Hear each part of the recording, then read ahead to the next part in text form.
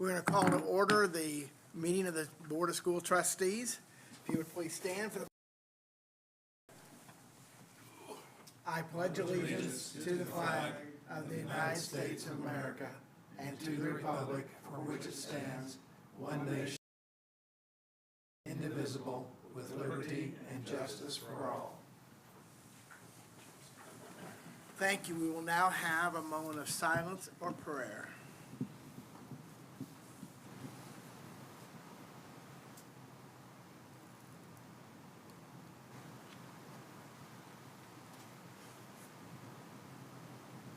Thank you. Our core purpose, core goal, and core values. Our core purpose is success for all students. The core goal, at least 90% of students pass language arts, English, and mathematics on state assessments. Character, we will continue to be an institution guided by ethical strength.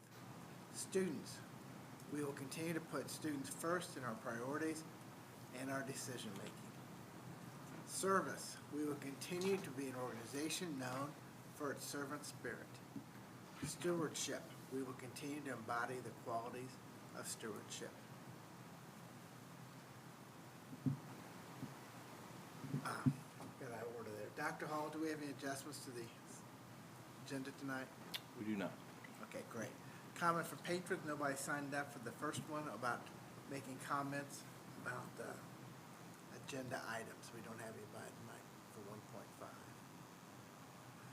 1.5. 2.1 reports. Mr. Steve Wills is with us tonight, and he's going to do a report for the Pendleton Park Board report. He's our board representative. Thank you, Steve, for coming tonight. I know most of everybody here. Steve Wills, and I'm Hey. board representative. Who is representative on the. Do I hear a button? Oh, yes, thank you. There you go. Can you hear me now? Yes, thank Okay. you. So do I need to repeat myself? Okay, but I am your representative, and I really appreciate it. And I don't know if you can tell, but I'm very proud of our park, as you guys should be too. We got over 350 acres, and we've got great history, and we got great future. So I kind of divided my little talk into three parts: past, present, and future. So in the past, we had a 2019 tornado that really set back our 5-year plan.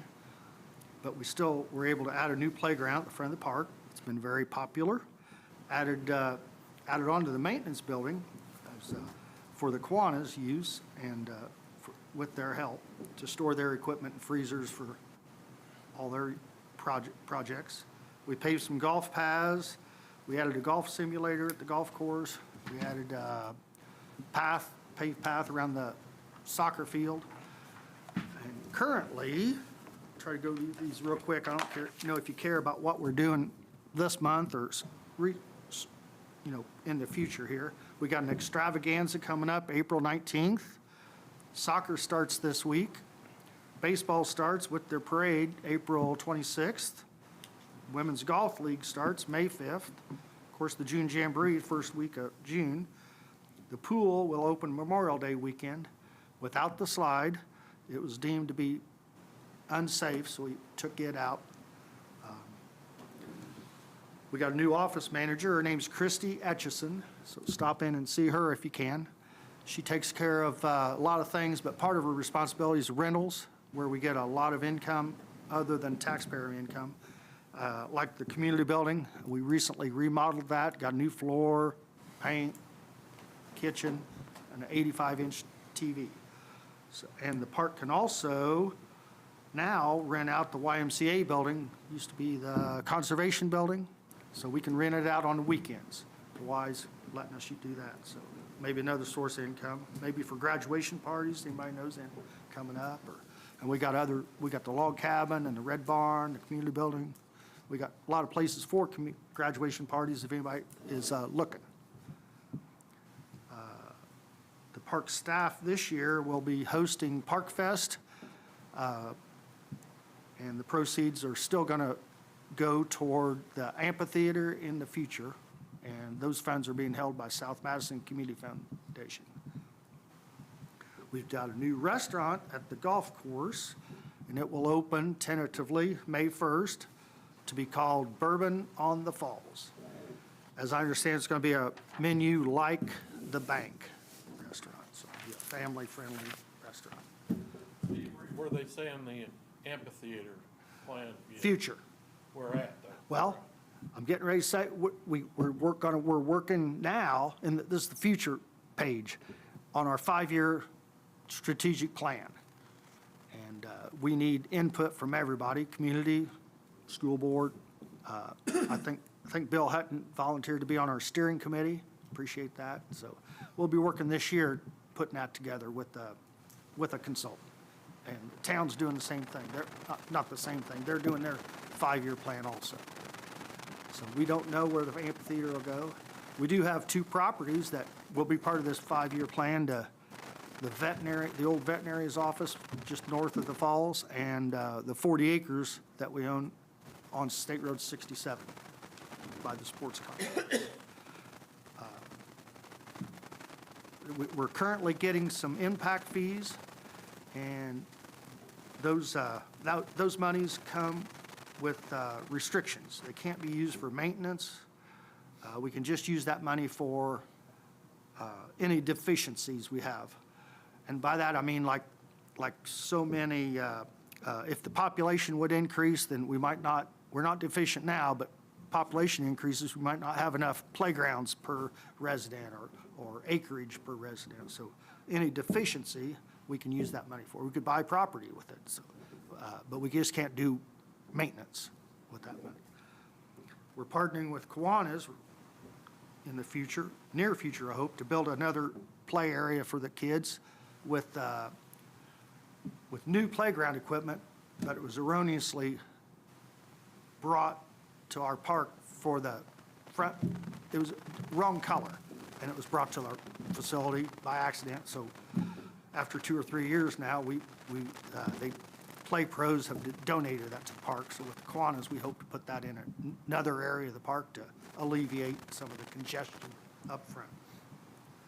We're in a process of trying to build pickleball courts with the help of the Friends of Falls Park group and maybe some more grants. So that's what we're doing right now. Now, I had a question before the meeting about a topic I'm very passionate about. I want to see the Lowhead Dam stay for several reasons, but the DNR and the state say Lowhead dams are dangerous, and I agree. Most Lowhead dams are dangerous. I'm not sure ours is dangerous, and in fact, I think if you take out our Lowhead Dam, it'll be more dangerous, because if a kayaker currently makes it across the falls, that Lowhead Dam is going to be a piece of cake. But if we take out the dam, there's nothing that will keep kids from swimming or playing in the creek, because we can't regulate the waterways, where currently we have ordinances that keep people out of the basin between the falls and the dam. So you're not supposed to be in there anyhow, and if they are. But I do think we could rebuild that dam, a lot of concrete, little money, design it. We haven't spent a dime in 50 years on that thing, so get the spillway working again, make it safer, I agree. So, but that's just my personal agenda. Board members, do you have Any questions, questions for Steve? comments? You know, for being a lifeguard there for 3 years when I was a kid, when we would raise the spillway, you know, that drops that down, I don't know, 4 feet Yeah. at the dam. Yeah, Yeah. But and I they've think got it'd make the there's falls. something in there now, isn't there, blocking that? Yeah, there's 6x6s or 8x8s or whatever, just drop down in there. It's not usable now, the spillway's not, but I assume it could be redesigned and made to work. I just wonder if you took those out of there, what that would look, I know what that would look like. Right, Yeah. yeah. People want to take it out, I'd like to take those, open that spillway and let them see what it would look like. Because then they'd say, oh my gosh, we need to keep that dam for the beauty of, if nothing else, I think it's very beautiful to have that still water in front of it. Accentuates the falls is my opinion. They ever talk about getting in there and getting rid of all that sediment in there? Right. We haven't, but I should think that'd be a part of the Because bottom 5-year that plan is the there. same rock that's up on top. Right. Because we would scuba dive in there, and it was just the same kind of rock, Right, all over, yeah. good. What's in the plans for the property that runs adjacent to 67 east of 40 baseball? acres? Yeah, I mean, what's the long-term? Farm it for goal? now. Yeah. So we've got, luckily, we do have the acreage, we own it, but we don't have money to currently develop it, and we don't know what we put in it right now, so that's in the 5-year strategic plan, or 15, whatever, in the future. But we do hope to get some more input this year on that plan to help guide us where we should put our money. Steve, thank you so very much. Thank you very much. I appreciate it. And if anybody has comments, contact me anytime. I really appreciate it. Thank you so much. Point 2, our early literacy achievement report. Dr. Miller?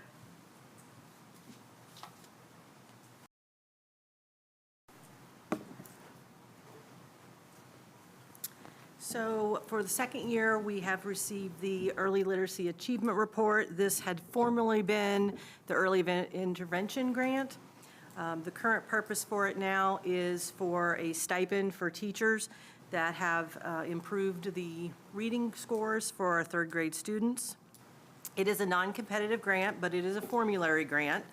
So we receive funds based on our ADM, based on our growth on iRead, and based on our school complexity. So our students, the number of students that are in foster care, social economic status, special ed, EL, all of those things.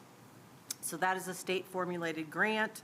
We are to give it to teachers in K through 3 or educators in K through 3 that have supported our work with improving the students' reading and literacy skills. Last year, you adopted our guidelines, which you have in the board packet is all of the guidelines. Those guidelines include the fact that we wanted to give it to as many people as possible, so we gave it to both certified and our classified staff that fit the criteria. Again, they had to be working with K through 3 students on literacy last school year. It was also decided that we would do it proportionally by responsibility, and then also based on the growth and the pass rate for that school. If you recall, last year, it was a substantial amount of money. We had some exceptional growth last year. Once you have that exceptional growth, you only have a little bit more room to grow.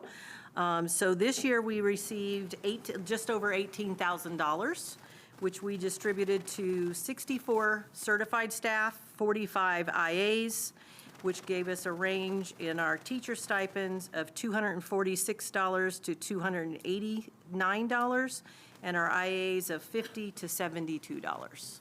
So just a little over 100 people benefited from it. Again, they do great work and work really hard with the literacy. And I believe this is our last year for this because it was a 2-year grant that they had established. But even if we don't get the grant, I'm very hopeful that our scores will go up again this year. So, okay. Was that all buildings? All 3 elementaries. This year, the highest growth was at East Elementary, Maple, then Pendleton. But again, Maple and Pendleton had shot up drastically the year before. So once you've shot up, it's hard to continue. You don't have as much room for growth. So, yeah. But we're real pleased with what's happened this spring, and we're working hard with our kiddos on the next round. Great. All right. So. Board members, do you have any questions? Great. Dr. Miller, thank you so much for speaking with us. Appreciate that. Okay, CTE at SMCSC, Mr. Kruer.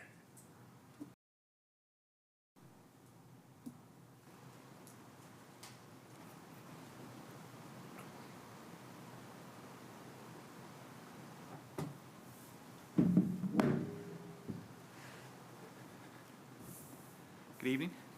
Thank you. Thank you for the time this evening to talk a little bit about CTE at SMCSC. And obviously, CTE is one of those many acronyms, that soup. of education. For those who don't know, obviously it's on the screen now, but CTE stands for Career and Technical Education. As the acronym CTE, it's often referred to CTE courses at the high school, CTE teachers, CTE grants, we have CTE programs. But tonight I wanted to kind of break that out into career and technical education because at South Madison, that really is a K-12 endeavor. We don't start talking about career and technical education only at the high school. When we start, if we only did that with 17 and 18-year-olds, and that's probably too late when we start talking about what do you want to do on that Monday after graduation. So even we talk about career interests with our young students, even in the primary grades. Our counselors use a program called Indiana Career Explorer that the Department of Workforce Development gives to Indiana schools for free. That is grade level and age appropriate and helping students look at different interests. The goal being not just to look at what career do you want, but what are your interests, and then what are some of those careers that align with those interests as well. Every elementary, all of our 3 elementaries host career fairs, which are pretty unique, and I have some pictures of those on the next slide. And also the past couple of years, our counselors and elementary schools with the leadership of Dr. Miller have worked really hard to be intentional about the college and career field trips that all of our elementary students go on. So what they did was looked at what field trips do they go on, and then how do we make sure that regardless of what school you are at in South Madison, that you're going to go to the Madison County Courthouse in 3rd grade, you're going to go visit Ivy Tech and the Career Center as well. You're going to go to BizTown, and then you're also going to go to the RISEC rooms at the Service Center. And I'll talk a little bit more. The courthouse and Ivy Tech and D26 are probably self-explanatory in terms of what those are. But if you aren't familiar what BizTown is, that is run by a group called Junior Achievement. Our students actually go to Indianapolis. They go to BizTown. But it's much more than just getting on the bus and going there. There's a lot of prep work, instruction by the teachers, because the goal of that is the students take on, they run the town of BizTown. They run the city. And each student in the grade level has a job that it takes to run a town, whether you're the mayor, whether you're the sheriff, whether you're a UPS or FedEx delivery driver, you're the radio station disc jockey. So each of them learns the role that they have, and then when they go on the actual field trip to BizTown in Indianapolis, they go into that role and they help run the town and the city for the day. So it's a pretty engaging field trip for our kids. They really enjoy it. And the Forge Your Future that our 6th graders went to this year at SMCSC, another one of those acronyms, is the East Central Education Service Center. It's down at the old Sunnyside Elementary in Newcastle. They've renovated that. We're a partner with that service center. And they have what they call RISEC rooms. And RISEC is a model or framework for understanding careers and interests and skills. Again, helping our students look at what are your interests, and then what careers align with those interests, as opposed to just what do you want to be. It's like, what do you enjoy? What are the skills that you have? And then what careers line up with those? So RISEC stands for Realistic, Investigative, Artistic, Social, Enterprising, and Conventional. And they have a room that's set up for each of those types. And then when our students go there, they go to each of the room. They have the opportunity to learn about what does it mean to be realistic, or what does it mean to be conventional. And then they look at, I think it's 4 or 5 different careers in that classroom that align, it's hands-on activities that align with that different type. So again, another engaging activity that we're trying to get our kids involved in at a pretty young age. So I put some pictures on here. The first 2, if you can see the young man in the hat, the sunglasses, I think that's a mustache. I believe that's the sheriff of BizTown. That was his job. And then the young lady moving to the right of that Obviously had a job there. I don't know exactly what that job is, but she looks like she's enjoying it. The other three are pictures of East Elementary's career fair that they hosted. So just a little bit of sampling of what that looks like for our kids. And again, all three of our elementaries do host a job fair. So at our middle school as well, we start to look at some of the different actual CTE courses that are available to our students. Students who have the opportunity to elect or to choose different elective courses at the middle school. We have several listed there that our students can choose from. We'll note that preparing for college and careers and computing foundations are both high school credit courses. So next year, all 8th graders will take those 2 courses during the school day, and provided they successfully complete the course, we'll have 2 high school credits going into their freshman year. Our counselors continue to work and use the Indiana Career Explorer to look at the strengths and interests of our students, using what the Career Explorer calls an agile work profiler. Again, look, what are your strengths? What are your interests? How do those match up to careers? The goal is for, at the middle school, to take a college field trip to Ball State, and then our 8th graders to go to PHHS and look at the different electives, different things like that, the different pathway opportunities that they can choose as they start to select their courses for their freshman year. And then also, which I know Mrs. Chestnut spoke with us, or shared with the board at her spotlight meeting, but talked about the Build Your Future Day that she partners with the Madison County Builders Association. They come in, they work with our 7th graders last year and have 4 pictures there of just some hands-on activities working with power tools and hammers and screwdrivers and different things like that. And it was a really unique but a great opportunity for our kids. Moving to the high school, past 2 falls, we've had a really great college and career day. I know some of the board members have been able to attend that, and it's a pretty neat experience for our kids. We do take college field trips. Mr. Taylor and his counseling department are taking students. It's first come, first serve, but they are taking 2 college field trips. I know one is to Anderson this spring to give students an opportunity to get on campus. What does it look like? Again, many of our students have never been on a college campus. That's going all the way back to our elementary, trying to provide them that opportunity as well. Our media specialist hosts career luncheons. Different people come in from different careers in the community, and students can meet in the library with that student or with that presenter during their lunch, and just have a conversation about what it means to be a realtor, or what's it mean to be an entrepreneur, or what's it mean to be a teacher, be a nurse, be a doctor, be an accountant. So that's a pretty neat opportunity for our students to participate in. This year, our counselors at the high school, actually last summer, were all trained to give and interpret what's called the Strong Interest Survey. And I know I've mentioned a couple of times about trying to help our kids about what are your skills and what are your interests. And this is this year, this fall, whenever they meet with all the seniors that are coming in the fall, making sure, one, are you on track to graduate? And then what do you want to do on that Monday after graduation? There's still some that I don't know what I want to do. I really have no idea.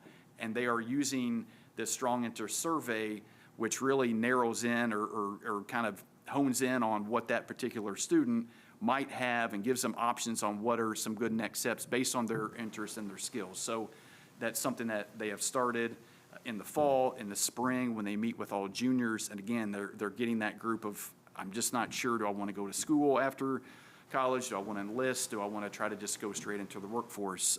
So they're using that to help those students make a better decision about their future. A couple years ago, we did meet with the teachers at the high school in those CTE classes or departments like engineering and business, and really looked at what courses we offered and made a switch that all of those departments offer next level programs of study or NOPS courses that all lead to a CTE pathway. So every course that a student takes in one of those CTE departments has the opportunity to lead to the next step of a pathway. And why that is important is because completing the 3 classes that make up a CTE pathway is one requirement and one way that a student can meet the graduation requirement. So we wanted to make sure that if a student was going to take the course, that it meant something more than just they're interested in it, that it provided a stepping stone for them to also meet a graduation requirement. I know I'm talking fast. Obviously, if you have any questions, please feel free to stop me. So I mentioned at the beginning that CTE often gets connected to certain courses or teachers or departments. So as I mentioned on the last slide, the high school offers 9 CTE pathways, and a pathway is a series of 3 courses within a particular department that complete a pathway. And I have listed there the 9 that we offer, in ag and civil construction, engineering, WEAM, accounting, business administration, our early childhood education, and culinary arts.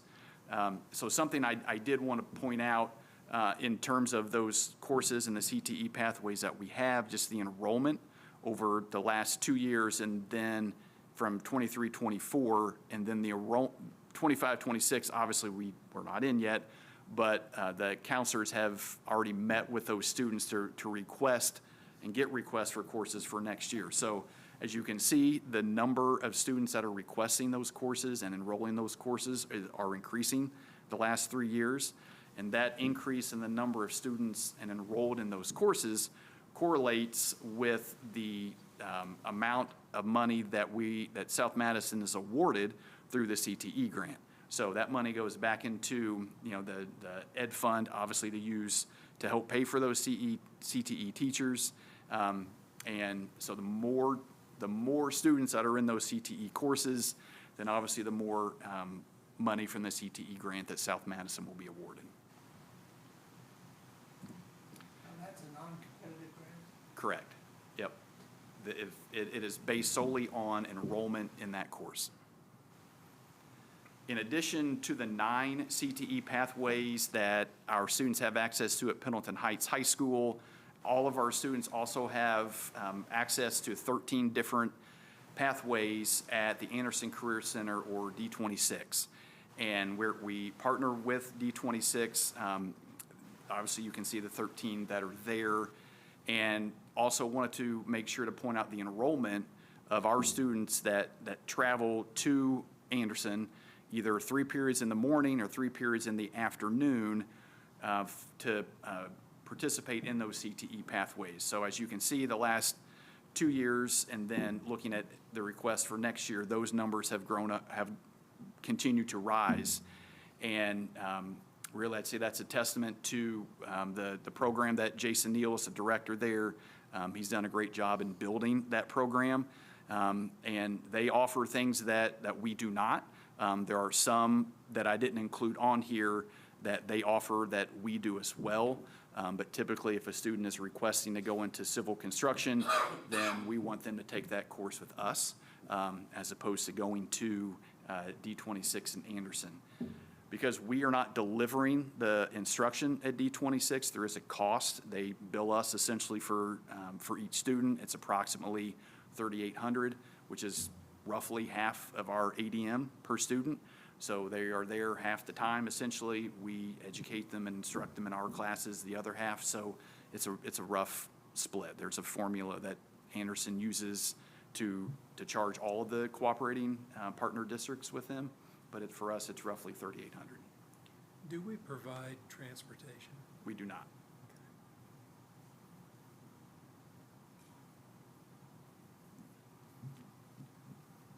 So I wanted to point out one of the great things about career and technical education, often referred to as trades education. One of the great things about it is obviously that real-world application and the work-based learning opportunities. I've included some of the different highlights there that that have to do, and our students get the opportunity to really participate in the real-world application.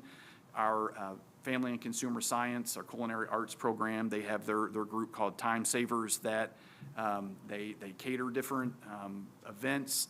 They've sold pre-made meals for people as well.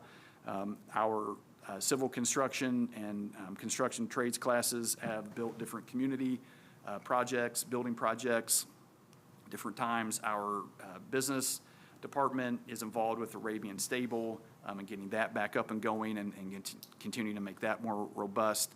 Our early childhood education has opportunities for daycare and partnering with some of our local daycare providers as well. And civil construction class gets some great experience on some machinery. Included some pictures there of our kids involved in some of those different applications, just to kind of point out some of those different things. And really just looking ahead, some of the things we continue to do, obviously the pathways and classes that we have, we want to continue to make sure that they are engaging for our students, that our staff are continuing to make them like that. And then just exploring new pathways to offer to our students that are going to be high impact and engaging, and always looking to build new community partnerships to expand our work-based learning opportunities for our students. Happy to answer any questions you might have.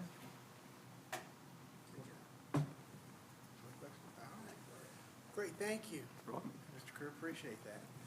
A lot of children involved. Good. Oh, that's fun. All right. So at this time, we have board committee reports. We'll just start right here. Mr. Thompson, do you have something? Yes, I do. Mr. Kruger said everything that I had in mind here. I spent about an hour or so down that hallway, and one of the things that I really like is that they are taking, after the kids have trained a little bit on the machinery they have there, they've taken them up to Daleville to work actually on the large equipment. And that's fantastic for that group of kids. So, yeah, but the program is great, yeah. But he went through just about everything that I would have to say. So, good job. Great. Buck, did you want to have anything? I have two. Okay. The first one was on the 10th of March at the high school with the sports council, or athletic council. We talked about some of the, and Mr. Hall can enlighten us on some of this stuff. I totally didn't get it all written down. It was talking about sport transfers and how that law or rule has changed. If you want to jump in real quick, explain that a little bit. I'll do my best, but I'm not an expert on it. So the IHSA changed the transfer rules in terms of eligibility when students move from one school to another. And so essentially, a student now can move between two member schools one time with no penalty. And then after that, like as they go further in, like if you're a senior, you can do that, but there's a slight waiting period, but everybody gets one time free transfer.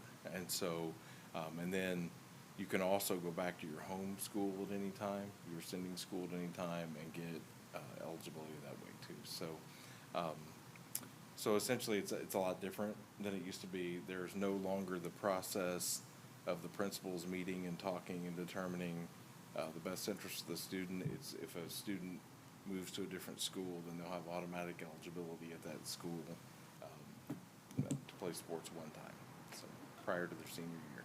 And then like I said, their senior year is a little bit different after they've been there for 3 years. So after that was talked about, I inquired as to how many transfers that we actually had. And according to what they told me that evening, was we had 17 transfer kids come in that played sports, and 7 left to go to other schools for sports reasons. They talked about they've added some more moratorium days, I assume in the summer, with the coaches with no contact.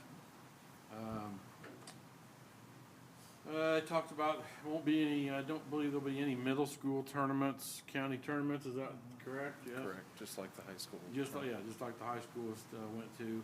Talked about the booster clubs, how they're going to stay separate, similar to what they've been forever. Talked about how many, the boys and girls county champs at the middle school. The girls' basketball team was 19-7. I didn't bother to write down how the boys went.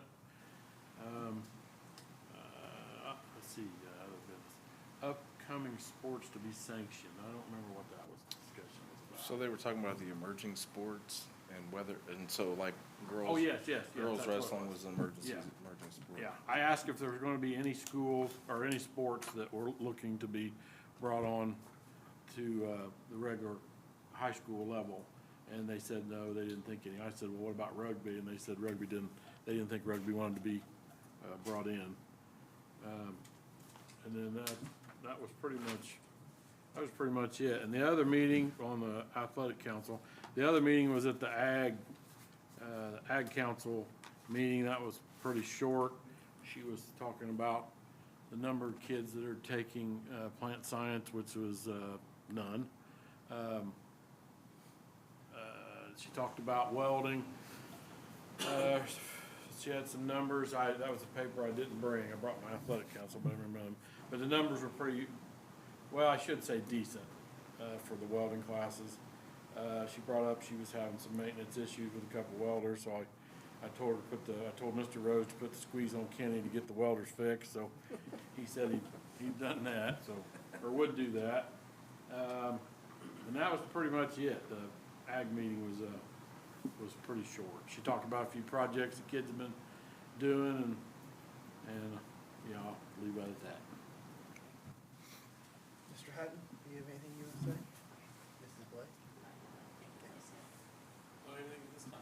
Okay. Mike? As you know, I'm on this comprehensive plan for the town of Pendleton, and we meet monthly, and it's all about really dealing with the growth of Pendleton, what can be built, what can't be built. There's probably about 15 members like me throughout the community that are set on this. But one thing they did a couple of weeks ago was they had community input, where a lot of the community came in and had questions, here's what we'd like to see, here's what we don't want to see, questions they had. That went very well. But it's all a good thing. It's all about growth, what we're gonna do with that, how we're gonna do it, how we're gonna handle that. A lot of the town council, or town committees, if you will, are well organized and have really good policies and procedures that they follow. And I think that really helps with some of the people that wanna come in here and build something. So it's been really worthwhile. There's a lot of input. They want to know about the schools, so I have, I defend that, or I have some comments to make about that, and I think that those are well received.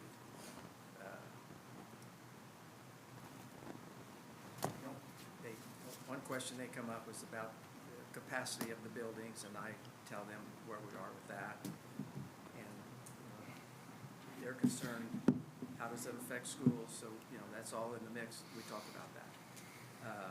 The RDC meeting was canceled this evening, so I didn't go to that. Thank you, Mike. Okay, I have not had any other committee meetings either. Okay, let's go to 3.1 is approval of the minutes of the regular meeting of the Board of School Trustees on March the 6th.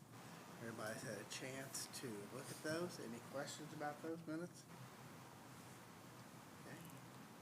We entertain a motion. Move we approve them. Okay, Penny? Anna Blake? Yes. Buck Evans? Yes. Kevin Ginder? Yes. Mike Hanna? Yes. Bill Hutton? Yes. Mark Thompson? Yes. John Lord? Yes, please. Thank you. Item 3.2, approval of accounts payable vouchers. We've seen that list. We've had a chance to look at it. Any questions about that? Okay. Then we'll entertain a motion on that. So moved.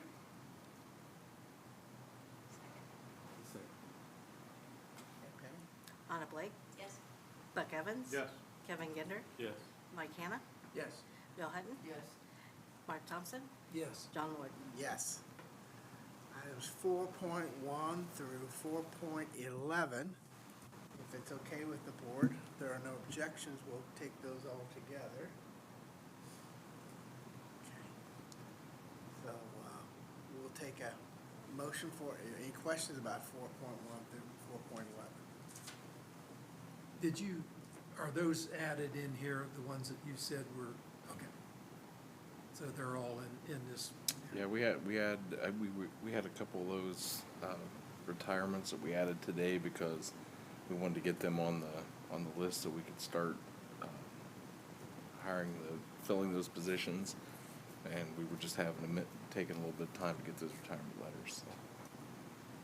Alrighty, so we'll entertain a motion. Special mention on your ECA recognition is Joe Buck. So you think we take him out? Yeah, we'll pull him out. Wouldn't that be nice? Yeah. Yes, we'll certainly miss Coach Buck. He's a good one. And Baker was too. Yes, absolutely. They're a Both. pretty good team. What a good team. I move that we approve the consent items as presented. I second that. Penny? Anna Blake, Yes. Buck Evans, Yes. Kevin Gender, Yeah. Mike Hannah, Bill Hutton, Yes. Mark Thompson, yes? John Lloyd. Yes. Contract approvals, 5.1. Mr. McCarty? Thank you, President Ward. Tonight, the administration is requesting approval of two contracts. The first one is with Dr. Reeves regarding threat assessment training for administrators and counselors, and this will help us comply with the new law regarding threat assessments from the state of Indiana next year. The second one is a video board, and as you can see in the contract, there's a purchase price listed, but we are out no money on this. Ads will be sold, and you can see there are a couple of different renderings on what it may potentially look like. But after the initial cost is recovered through ad revenue, then the video board becomes ours, and we get all the revenue from that. So there's no money out for South Madison for that. Is it one board or two boards? I believe it's one big board, and then it looks like on the rendering, they're going to do some advertising spots on the smaller one. For those of you that have been to Anderson's Gym, it's very similar. It's the same company. Essentially, it runs ads, but it also gives you opportunity to put statistics up on the board and things like that. That's very cool. It'd be pretty cool And this will go where? At high school gym. in the main gym. And again, it doesn't cost us anything. Right. So they sell the avenue or the ads. We actually get a percentage of it, even up front. We get a small percentage of it, and then once they've paid off the monitor or the video board, then we get to keep it. This will be installed this summer, sir? I'm not sure of the timeline on when they get that, but it should be ready to go for fall sports. Okay, so volleyball, any team sport in a Pendleton gymnasium, volleyball, wrestling, anything like that, can only use it.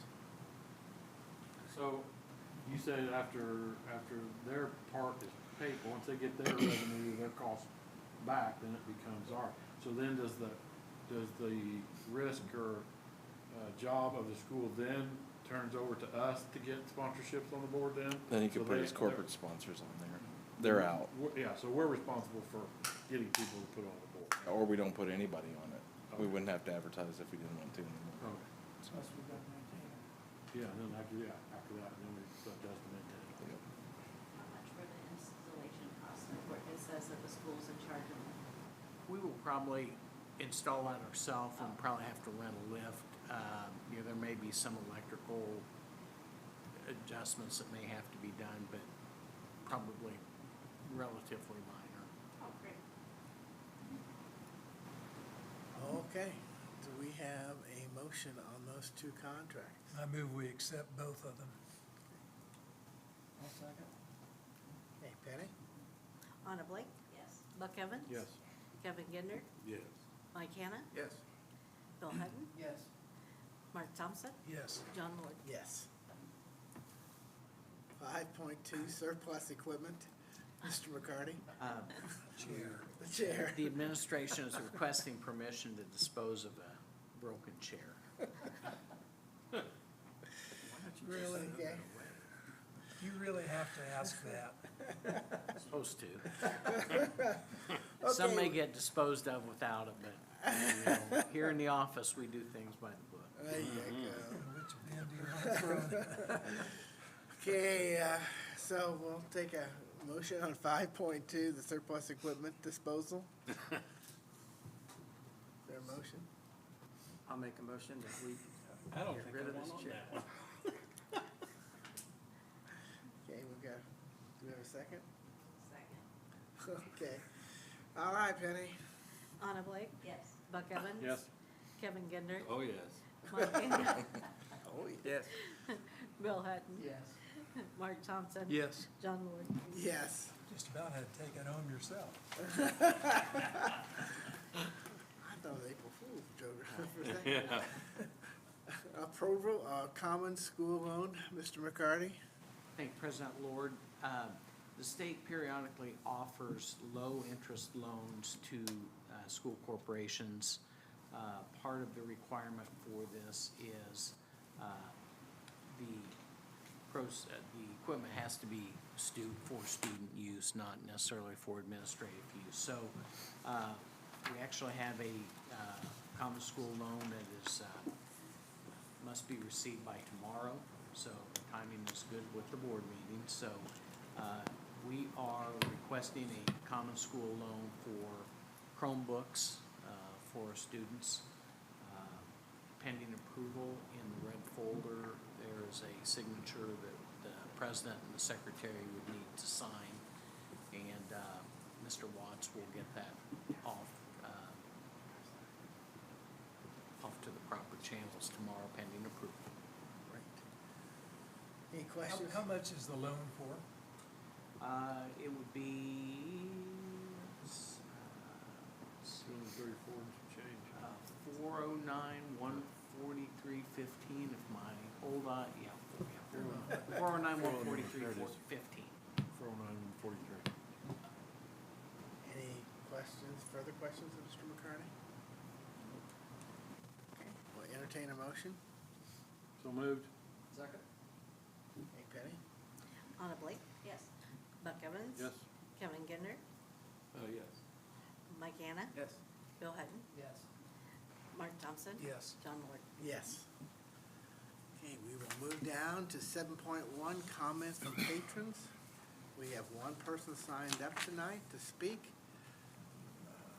Could you put the timer up, Mr. Kerr? Oh, she does, thank you. Mr. Kenneth McNamara? Would you go ahead and have a seat? Until 3 minutes, we ask that you do your comments to me. This is not a question and answer period with the board. It's a time for public comment. Okay. Okay? All right. Whenever you're ready, sir. So what I'd like to do is start a conversation about artificial intelligence policy and what the board understands about it. I don't know if any of you remember the PC. In roughly 1980 or so, it was a toy, and it was kind of an amusing little thing. And over the next 10 years, you had early adopters that picked it up and played with it. And then all of a sudden, it started to explode. And about 1995, it was starting to get into corporations in large numbers, large quantities, and being used all the time. So here we are 45 years later, and people have PCs, they have computers in their pocket, or they have computers on their desktop. We use them at work. We do it all the time. It's as common as it comes. Along comes artificial intelligence. It kind of hits the scene in the late, or call it early 23. And 2 years later, it is easily the most important transition in computer science that we've ever seen.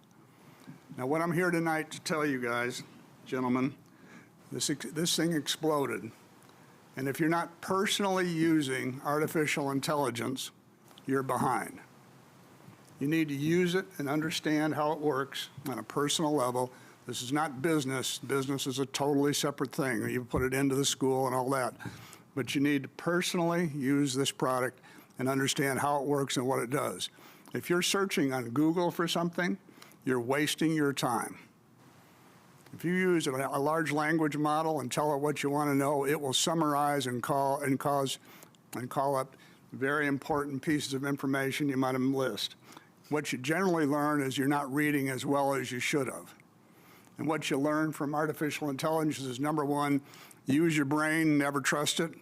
Number two, use artificial intelligence, never trust it. Thank you. Thank you.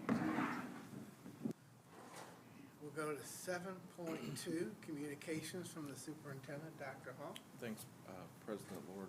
I just have a few congratulations. I want to make sure that the board's aware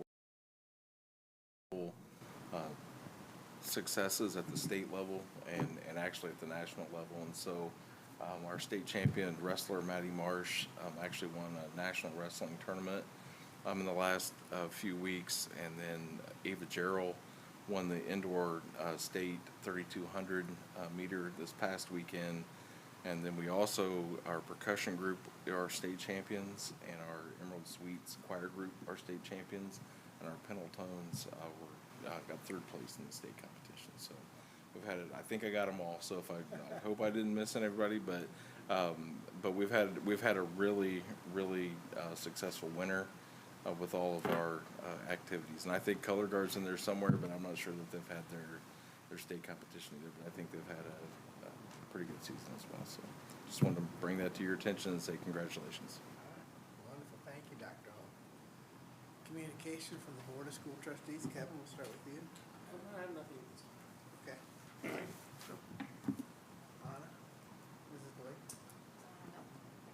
Mr. Hutton? The only thing that I'd like to include with Mark's comments with Ava Gerald, yeah, she's a state champion, but she also holds the indoor state record now and the outdoor state record in the 3,200.